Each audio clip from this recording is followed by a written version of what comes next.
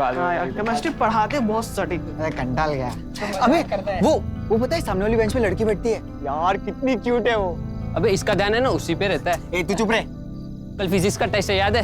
अरे यार मैंने तो पढ़ा ही नहीं। बेटा तू पढ़ता कब है? अबे तू हर समय मजाक करता है। चल बे कल तक का टाइम है, कल पढ़ लेना। चल फिर चलते हैं। Bye bye. चल नवीन आशीष चलो बाय बाय बाय। यार वो सच में क्यूट है यार। तू पढ़ाई पे ध्यान दे। Hello mummy. आशीष कब आ रहा है? 8:30 बज रहे हैं। हाँ मम्मी, वो सर ने ना एक्स्ट्रा क्लास रख दिए थे। जल्दी आ। मेथी का पराठा बनाकर रखा है। मेथी का पराठा? हाँ तो मैं जल्दी आ जाऊंगा। हाँ ठीक। अरे यार वो नोटबुक क्लास में भूल गया। अरे यार तू भी यार। मैं लेके आता हूँ, तू रुक। चल ठीक है।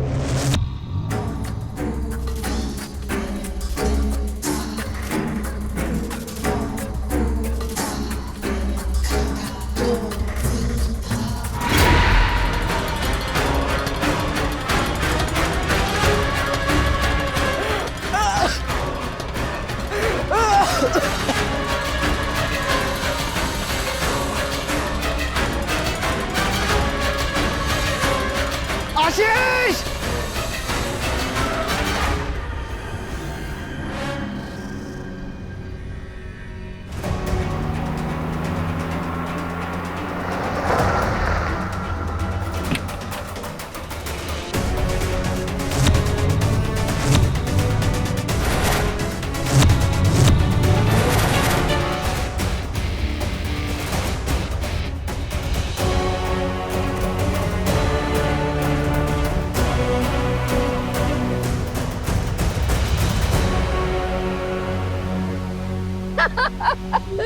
मेरा बेटा आशीष। इसकी माँ है। ये देखिए मैम, रस्सी से गला घोटा गया है।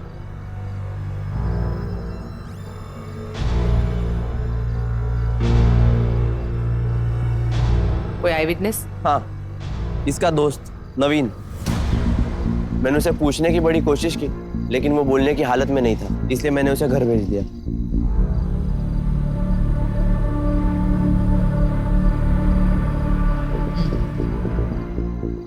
आसपास कोई सीसीटीवी कैमरा? नहीं मैम। ठीक है, बॉडी को पोस्टमार्टम के लिए भेज दो। कामड़े। नवीन बेटा कुछ तो खा लो।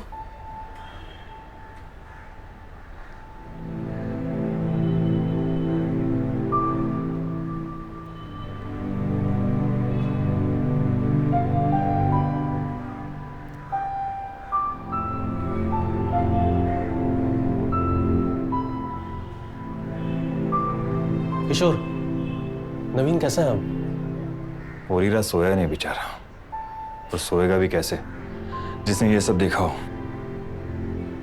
यार मैं आज फैक्ट्री में नहीं आऊंगा, घर पर ही रहूंगा। ओके। ये मैंने सारे ऑर्डर चेक कर लिए। हाँ। तो माल भिजवा देना। Okay, no problem. एक मिनट। हमें नवीन से बात करनी है। आपका बेटा आशीष मर्डर केस का इकलौता आई विटनेस है। जी हाँ, अपने कमरे में है, बहुत डरा हुआ है बेचारा। आइए। किशोर मैं चलता हूँ। हाँ। आप कौन? ये मिस्टर विवेक हैं, हमारी पेपर मिल में काम करते हैं। प्लीज आप आइए।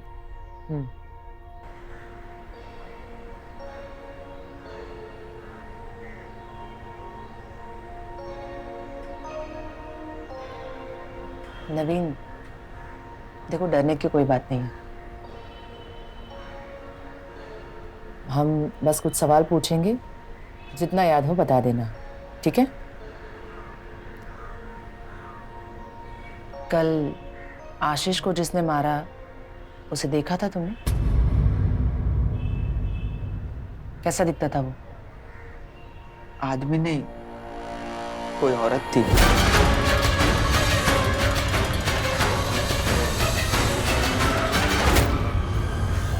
क्या?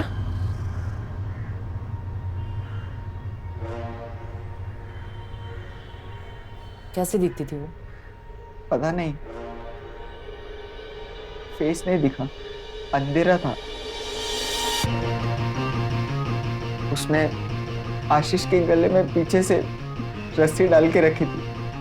लेकिन वो औरत ही थी, ये बात पक्की है ना? ठीक है, थैंक्स। ये तो केस में ट्विस्ट निकला। जिस तरह से मारा गया था ऐसे लग रहा था कोई आदमी होगा, लेकिन ये तो औरत निकली। मुकुल, फॉरेंसिक्स की रिपोर्ट आ गए? 4 बजे तक आ जाएगी मैम।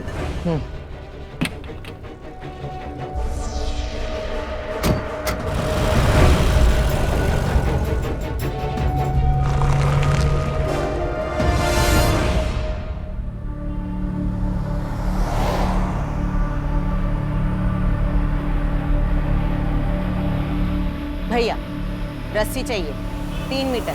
अरे मैडम, लेकिन आप परसों ही तो लेकर गई थी। मेरी मर्जी, मैं कितना भी लूं, तुमको क्या? ये नहीं, वो।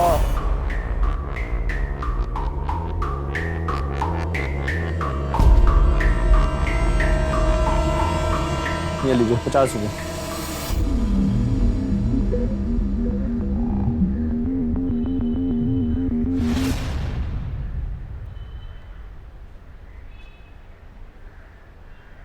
मैम, फॉरेंसिक रिपोर्ट्स, खूनी के फिंगरप्रिंट्स या डीएनए कुछ भी नहीं मिला। रस्सी का भी एनालिसिस है इसमें। रस्सी को चूना लगा हुआ था और रस्सी के जो नायलॉन के फाइबर्स हैं वो भी नए लग रहे थे। इसका मतलब रस्सी को खरीदे हुए ज्यादा टाइम नहीं हुआ है। हार्डवेयर शॉप के किसी कोने में पड़ी होगी कुछ दिनों पहले तक, इसीलिए चूना था। एक काम करो, उस एरिया में जितने भी हार्डवेयर शॉप है सबसे पूछताछ करो। ऐसी रस्सी लेने कोई औरत आई थी या नहीं पूछूं, और अगर आई थी तो उसके सारी डिटेल्स निकालो। मैंने कामड़े को भेज दिया मैम। गुड।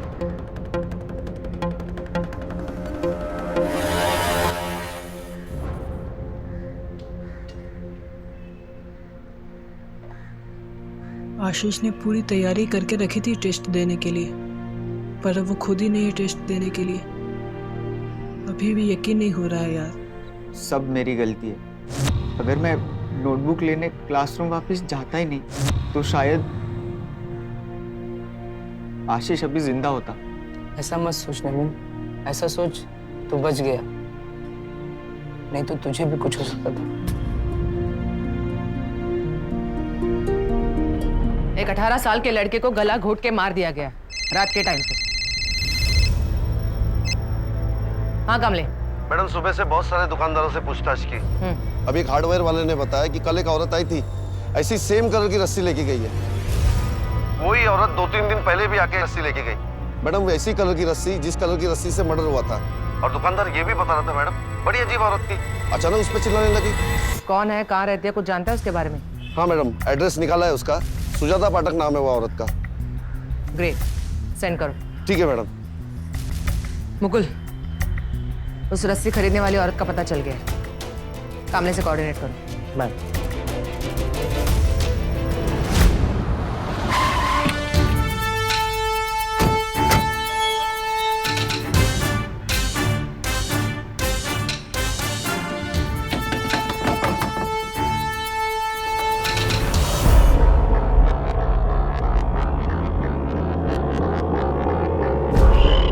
सुजाता पाठक। हाँ तो कामड़े, सलाद। अंदर किधर जा रहे हो? पिछले 3-4 दिनों में 2 बार पास की हार्डवेयर के दुकान से तुमने रस्सी खरीदी, इसलिए।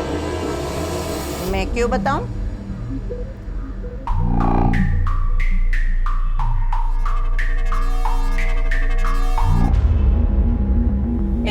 अंदर किधर जा रहे हो? कुछ नहीं है वहां पे।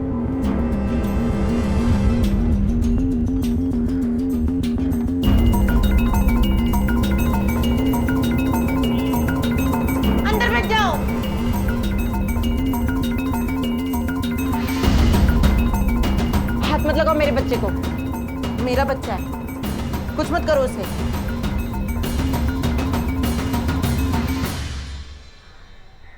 और बच्चों, पढ़ाई कैसी चल रही है?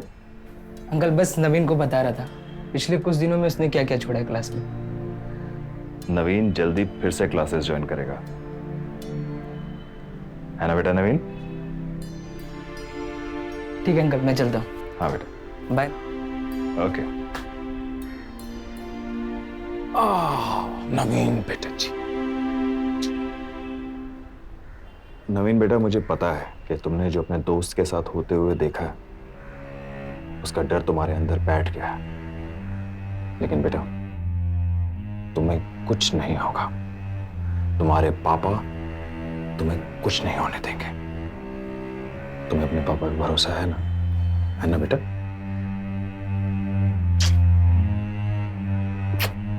चलो बेटा, पढ़ाई करो।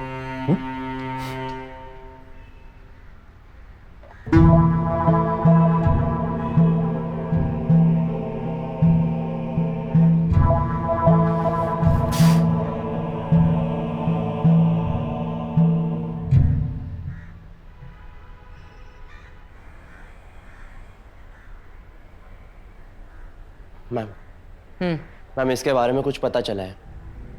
कुछ 16-17 साल पहले इसका बच्चा मर गया था। इसी के गलती की वजह से मर गया था। इसके हाथ से गिर गया था, तब से अनस्टेबल हो गई है। अगर इसका बच्चा जिंदा होता तो आज आशीष की उम्र का ही होता ना? हाँ मैम, पर इसका मतलब? हो सकता है इसने इसलिए आशीष को मारा हो कि कहीं ना कहीं इसे आशीष में अपना बच्चा नजर आया होगा। इसके बच्चे को तो जिंदगी जीने का मौका नहीं मिला, तो इसने आशीष से भी उसकी जिंदगी छीन ली। कामले। ओ मैडम। कुछ बताया इसने? नहीं मैडम, ये तो मर्डर के बारे में कुछ बता ही नहीं रही है।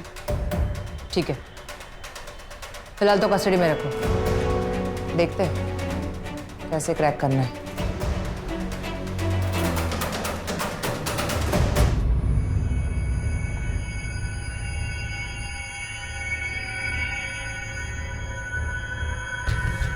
मुझे पता है क्या किया है तुमने, पर मेरे बेटे को हाथ भी मत लगाना। तुम्हें औरों के साथ जो करना है करो, लेकिन मैं अपने बेटे को कुछ नहीं होने दूंगा।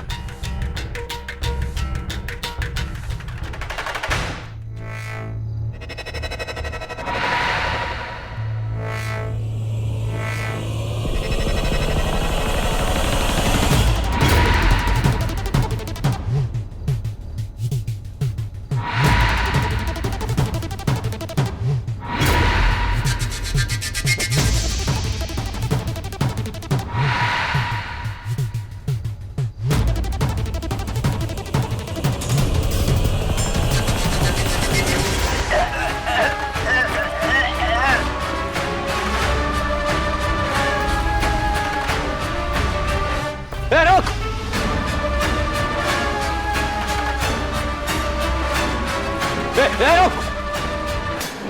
रोक!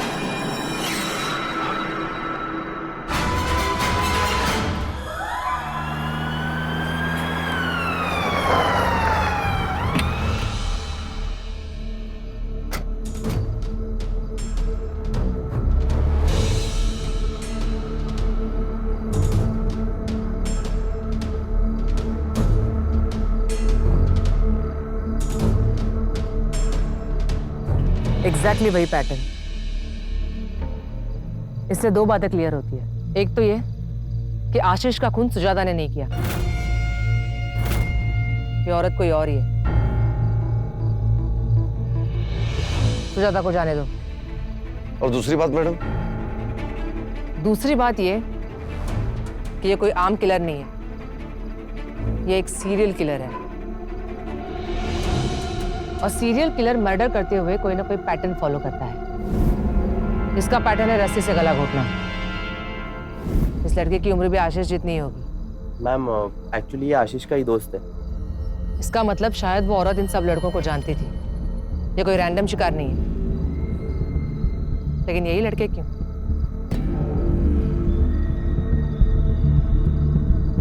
तुमने फोन किया था पुलिस को? जी मैडम, मैंने उसे मारते हुए देखा और उसे पकड़ने की कोशिश भी की, पर पकड़ नहीं पाया। चेहरा देखा? जी, चेहरा नहीं देख पाया मैडम, पर उससे एक अजीब सी गंध आ रही थी। कैसी गंध? जैसे कि खराब अंडों से आती। नहाती नहीं होगी शायद।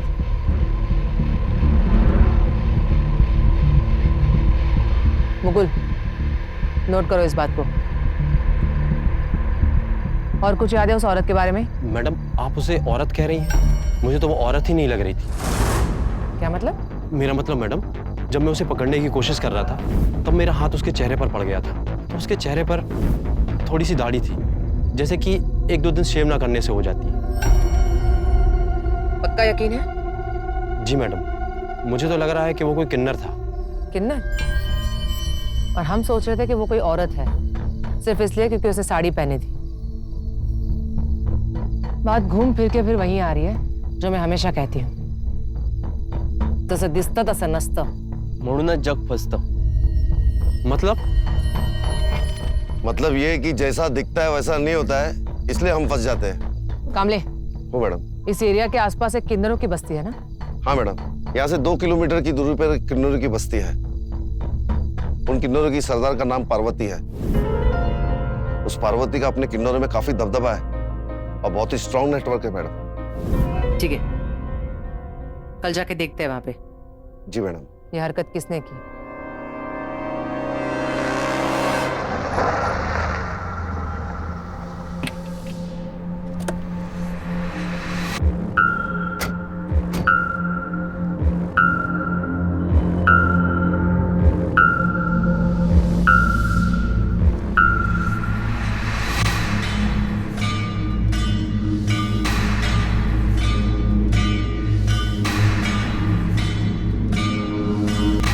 कामली, इनमें से कोई भी खूनी हो सकता है। मैडम पार्वती अपनी बस्ती के सारे किन्नरों को जानती है और हर किन्नर के सर पर उसका हाथ भी है। इनसे उलझना इतना आसान नहीं होगा। देखते हैं। सुना है आपके बारे में काफी। क्या सुना है मेरे बारे में? यही कि अगर भोसले मैम एक बार किसी अपराधी की गंध पकड़ लेती हैं तो उसे कहीं से भी ढूंढ के निकाल लेती। सही सुना है, कहीं से भी।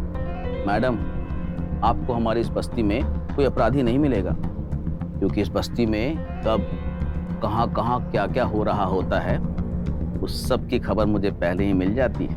इस बस्ती का कोई किन्नर आसपास के एरिया में खून कर रहा है। क्या? ऐसा नहीं हो सकता मैडम। 2 लड़कों की जान जा चुकी है और एक आई विटनेस से हमें पता चला है कि खूनी कोई किन्नर ही है।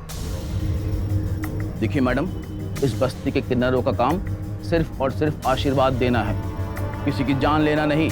अगर कोई आदमी हमारे आशीर्वाद के काबिल नहीं होता है तो हम ज्यादा से ज्यादा उसे बद्दुआ दे देते हैं। हमारी बद्दुआ ही काफी होती है उस आदमी को बर्बाद करने के लिए।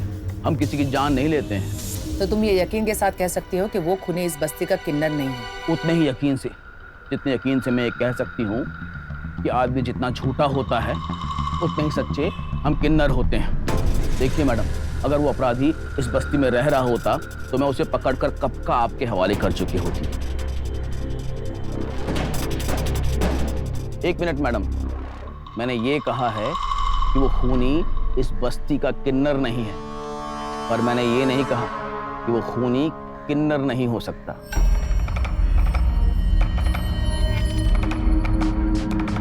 तुम्हें किसी पे शक है? हाँ, यहीं की थी वो, इसी बस्ती में रहती थी। राधा नाम था उसका। रहती थी मतलब? अब कहाँ है वो? अब वो कहाँ है ये तो मुझे नहीं पता। सबकी चोरियां करती फिरती थी। गुस्से में भूत सवार हो जाता था उसके अंदर, पर एक दिन गुस्से में आकर मैंने उसे यहाँ से निकाल दिया, यही कोई 3-4 महीने पहले। हाय हाय, तुझे अच्छी तरह से पता है राधा, हमारे किन्नर समाज में रहने के कुछ कायदे होते हैं और आज तूने पहली बार, दूसरी बार नहीं बल्कि चौथी बार तूने कायदा तोड़ा है कलमुई। अरे थूकती हूँ मैं ऐसे समाज पे, मेरे जो मन में आएगा मैं वही करेगी। पर यहाँ रहकर नहीं, हमारे किन्नर समाज का हिस्सा बन के नहीं। जा कलमुई, निकल जा, फिर तेरा जो मन में आए वो करना, समझी तू? बड़ी आई कलमुई कहेगी, हमारी बिरादरी में नाक खराब कर रही है। उसकी कोई फोटो है तुम्हारे पास? नहीं मैडम, फोटो तो नहीं है हमारे पास, लेकिन भोसले मैम, आपका इतना नाम सुना है और आप खुद हमारी इस बस्ती में चलकर आई हैं, तो मैं आपसे वादा करती हूँ कि मैं और मेरी पूरी बिरादरी के लोग उस खूनी राधा को ढूंढने में आपकी मदद करेंगे, ताकि फिर कोई ये ना कह सके कि हम किन्नरों का कोई ईमान नहीं होता। थैंक्स।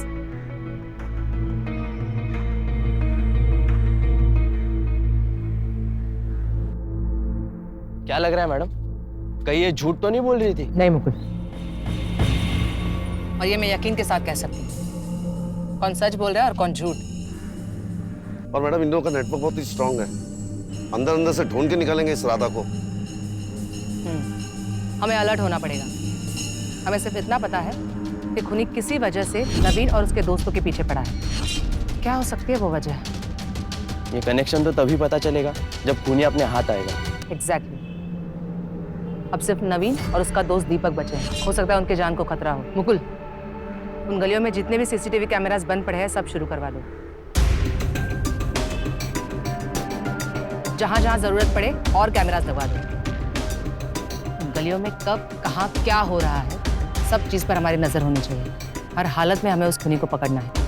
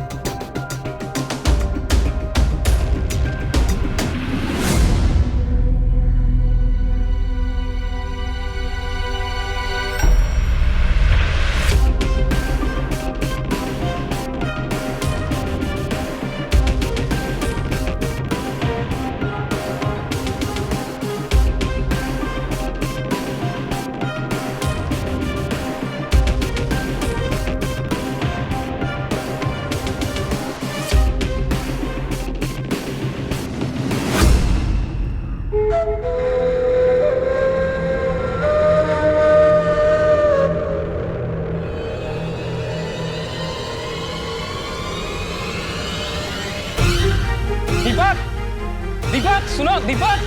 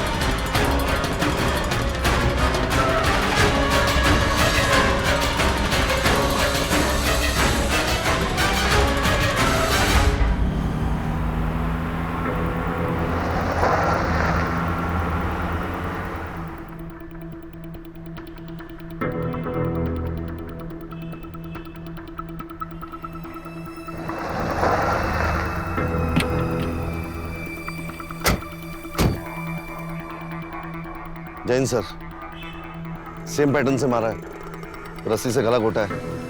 इधर सामने लगे हुए सीसीटीवी कैमरे में ये सब कुछ कैप्चर हुआ है। कामरे, बॉडी को पोस्टमार्टम के लिए भेज दो। सर। और फौरन सीसीटीवी फुटेज निकालो।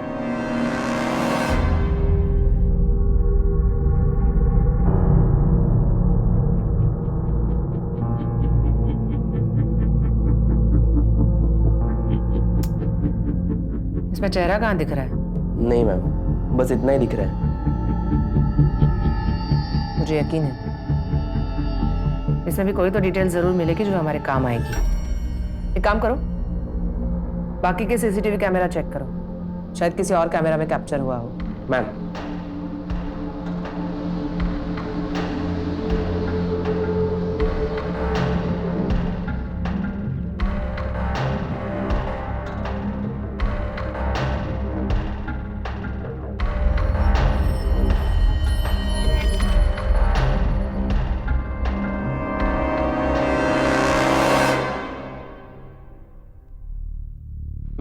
कम इन। मैम, पार्वती के यहाँ से फोन आया था, राधा का पता चल गया है। ग्रेट, बचनी नहीं चाहिए।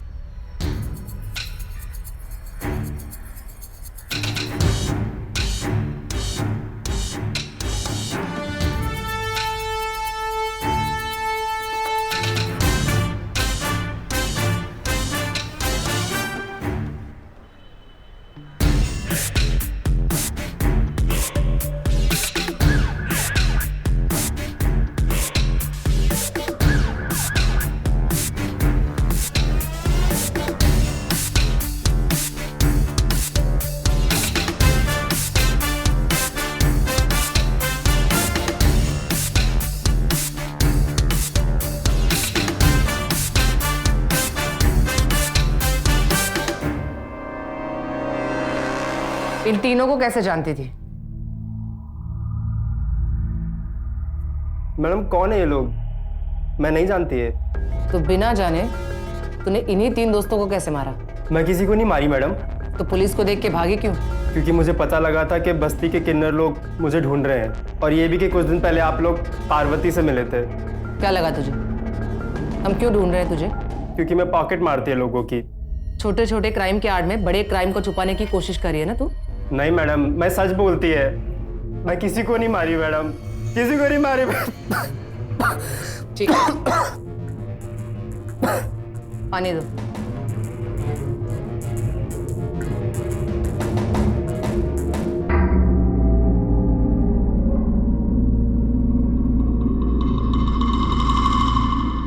क्या लगता है मैडम? बताती हूँ। कामले, हो मैडम। एक रस्सी लेके आओ। रस्सी? किस लिए मैडम? तुम लेके तो आओ। Okay madam.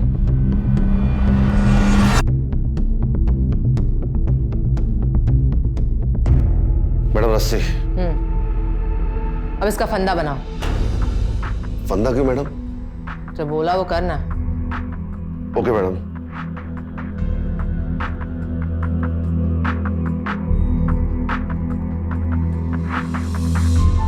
पाटकर। जी मैडम।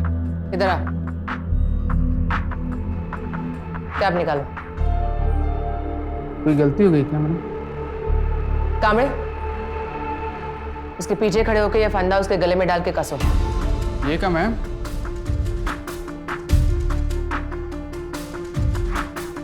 मैम ये क्या? अरे मैं जोर से, इतने जोर से भी नहीं कि मर जाए। हल्का सा जोर लगाना।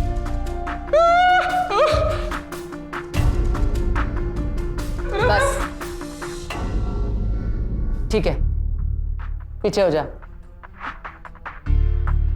और थोड़ी देर जिंदा चाहिए मेरे को। विपत। जी मैडम। तुम कसो। क्या मैम, आज मेरी बीवी को विधवा बना देंगे आप? हाँ हाँ, बहुत खराटे लेता है ना तू, तो उसी ने बोला है मुझे। जोर से।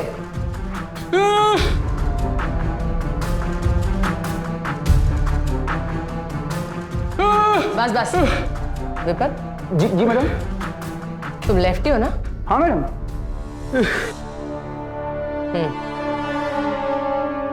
जाने दो पाटकर को।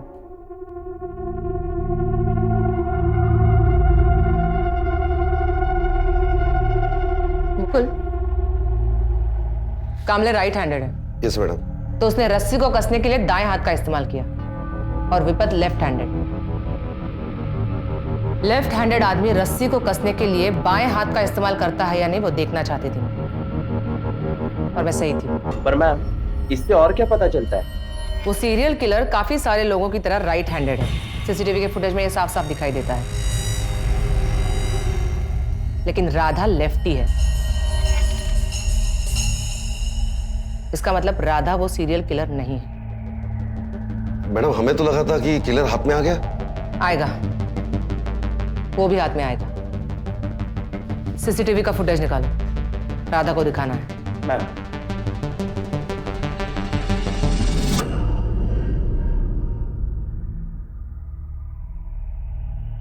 ये वीडियो देखो।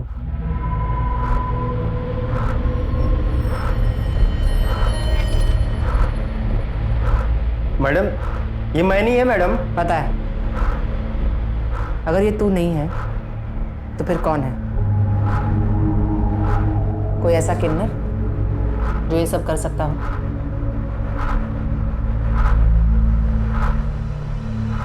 मैडम ये कोई किन्नर नहीं है। मतलब? ये कोई आदमी है मैडम। मैं खुद किन्नर है, मैं देख के पहचान जाती है। तो ये बात इतने यकीन से कैसे कह सकती है? इसकी चाल ढाल से पता लग रहा है मैडम, ये कोई आदमी है। खाली औरत का भेष धरा हुआ है। करते हैं कुछ आदमी लोग सिग्नल पे पैसा मांगने को।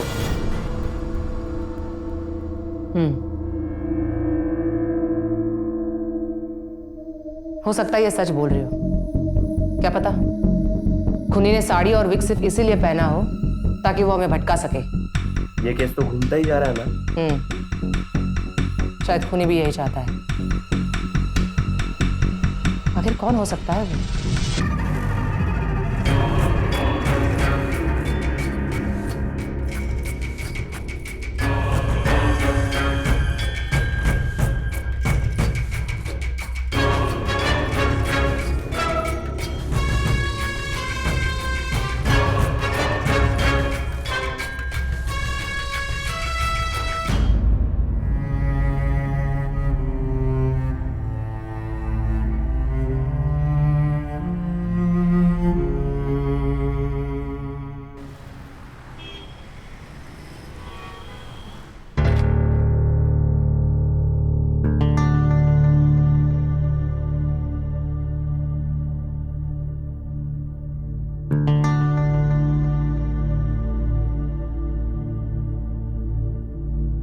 नवीन की जिंदगी से मुस्कुराहट जैसे चली ही गई है।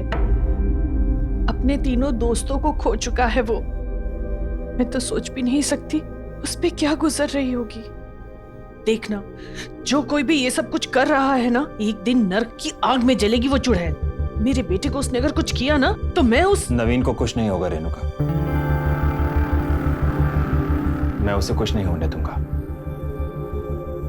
वैसे भी उसकी कोई गलती नहीं है, सारी गलती उसकी। किसकी बात कर रहे हैं आप? अरे वही जो हमेशा हमेशा कौन? छोड़ो ये सब। देखो, तुम नवीन का हमेशा ख्याल रखना। वो घर पर अकेला नहीं छूटना चाहिए, हमेशा उसके साथ रहना। आप ऐसा क्यों कह रहे हैं? क्या आपको लगता है कि वो खूनी यहाँ हमारे घर आ सकता है? देखो, मैं तुम्हें जो कह रहा हूँ उसे समझो बस।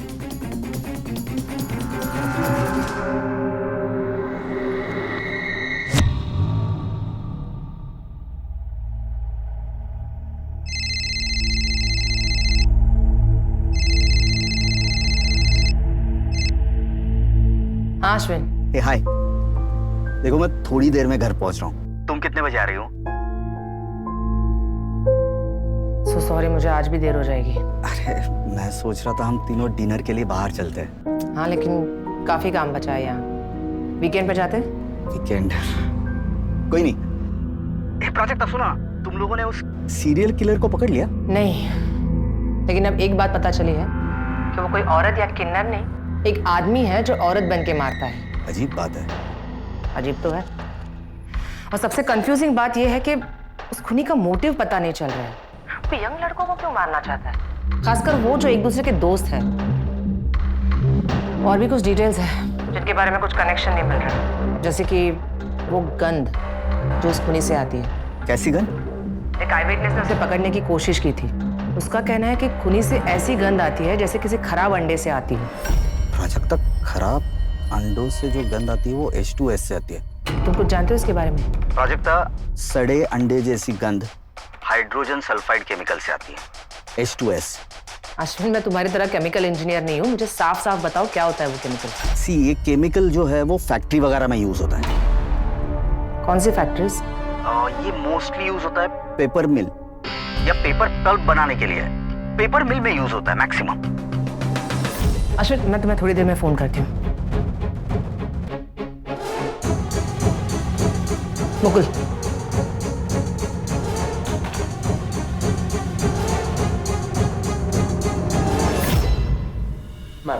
मुकुल, एक बहुत बड़ा क्लू मिला है।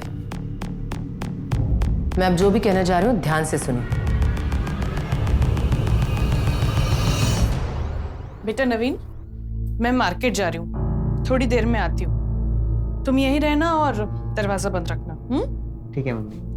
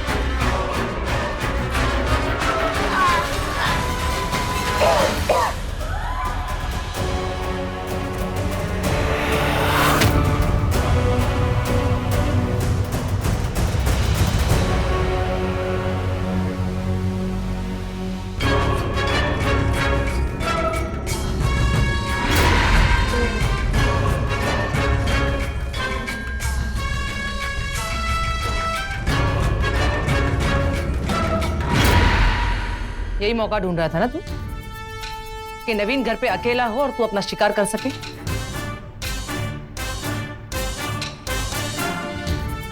लेकिन ये एक जाल था तुझे पकड़ने के लिए। ये सब क्या है मैडम? लेकिन ये किशोर जी तो। मैम, आपका पति एक सीरियल किलर है। नवीन के दोस्तों को इसी ने मारा है और आज इसने अपने बेटे की जान लेने की कोशिश की। कल रात जब मुझे पता चला कि खूनी से आने वाली गंध एक ऐसे केमिकल की है जो पेपर मिल में इस्तेमाल किया जाता है, तो पहले मेरा शक विवेक पे गया। आप कौन? ये मेरे कोलीग हैं मिस्टर विवेक, जो इसके साथ मिल में काम करता है। सच बोल। झुमका पैजे की डंका। मैडम मैं सच बोल रहा हूँ, मैंने किसी को नहीं मारा है। हर खूनी पहले यही बोलता है। बता क्यों मारा उनको? Ma'am, 1 minute.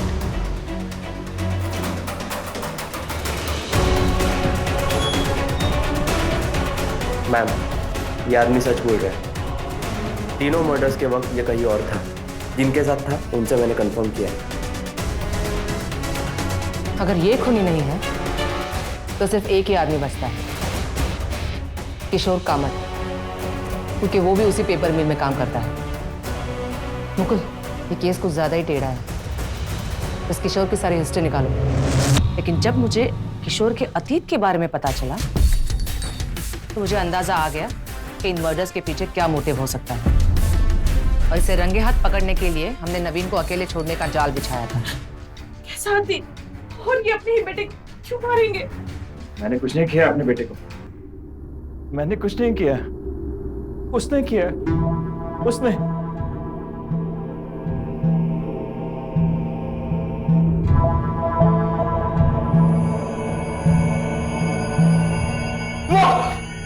मैडम ये जिस तरफ इशारा कर रहा है वहां तो कोई नहीं है। वो देखो वो। मैं बताती हूँ।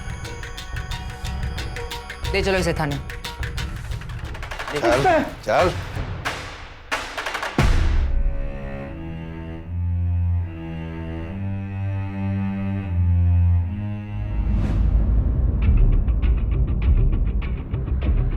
यही औरत दिखती है ना तुम्हें? तुम्हारी सौतेली माँ। तुम्हारे हिस्से निकाले तो पता चला कि उसने तुम्हारे साथ क्या क्या किया था। किशोर, क्यों तोड़ा तुम कमला? दर्द हो रहा है ना? गलती करेगा तो ऐसी ही सजा मिलेगी।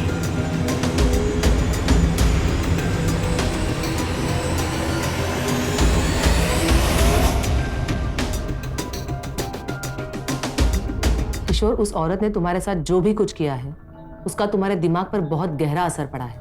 तुम अपना दिमागी संतुलन खो चुके हो। तुम्हें अब भी ऐसे लगता है कि तुम्हारी सौतेली माँ जिंदा है, तुम्हारे आसपास है, और नवीन के साथ भी वो वही सब करेगी जो उसने तुम्हारे साथ किया था। लेकिन ये सिर्फ तुम्हारा वहम है। किशोर, उस औरत को मरे 25 साल हो चुके हैं। मैडम अगर इसे अपने बेटे के लिए डर था तो इसने खुद अपने बेटे पे हमला क्यों किया और उसके दोस्तों को क्यों मारा? मैंने कुछ नहीं किया, ना नवीन को ना उसके दोस्तों को। मैंने कहा ना उसने मारा है, उसने। समझ में नहीं आ रहा? मुझे लगता है इसे पता ही नहीं होता था कि ये कर क्या रहा है। इसकी सौतेली माँ इसके दिमाग पर इस तरह से हावी हो चुकी थी कि वो अपने होश खोकर खुद को ही वो औरत समझने लगा था। मैं उसे हमेशा बोलता था कि मेरे बेटे को कुछ ना करे और किसी को जाके मारे। मुझे पता है क्या किया है तुमने, पर मेरे बेटे को हाथ भी मत लगाना। इसीलिए उसने ना नवीन के सारे दोस्तों को मार दिया। आज मैं उसे रोक नहीं पाया। उसने नवीन को मारने की कोशिश की। किशोर, ये सब तुमने किया है। तुम्हें सिर्फ ऐसा लगता था कि वो मार रही है, लेकिन मारते तुम थे। मुकुल, इस आदमी को दिमागी इलाज की जरूरत है। रिपोर्ट तैयार करो। ये तो बड़ा ही अजीब केस है मैम, आज तक ऐसा कभी नहीं देखा। मुकुल, इंसान का दिमाग अपने आप में एक बहुत बड़ा रहस्य है। इसकी वजह से इंसान इतनी बड़ी गलतियां कर बैठता है जिसके बारे में उसको खुद को पता नहीं होता।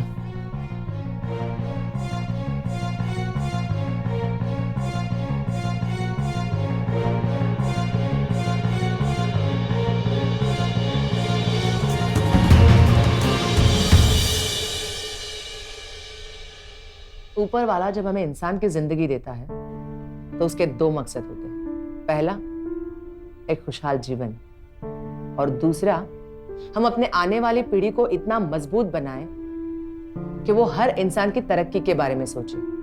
लेकिन अगर गलत सोच का बीज बोया हो तो सही सोच की अपेक्षा करना स्वाभाविक नहीं है। बच्चों की सोच डरा के बदली जा सकती है, लेकिन वो डर कब बारूद बन के सब तहस नहस कर दे इसका कोई अंदाजा नहीं लगा सकता। किशोर ने अपने बचपन में जो भी कुछ सहा, उसकी वजह से आज 3 लड़कों की जान चली गई। कौन जिम्मेदार है इसका? वो सौतेली माँ जिसने बचपन में ही किशोर के दिमाग की ये हालत कर दी? क्या सिर्फ उसी की गलती थी, या फिर थोड़ी गलती हमारी भी है कि हम ऐसे बीमार इंसान को पहचान नहीं पाए? वजह जो भी हो, लेकिन एक बात तो साफ है कि हमारे आसपास कभी भी कुछ भी हो सकता है। हमारा काम है सावधान रहना। मैं पीआई प्राजक्ता भोसले फिर से लेकर आऊंगी एक सच्ची घटना। तब तक के लिए सावधान रहे, सुरक्षित रहे। जय हिंद, जय महाराष्ट्र। तो सावधान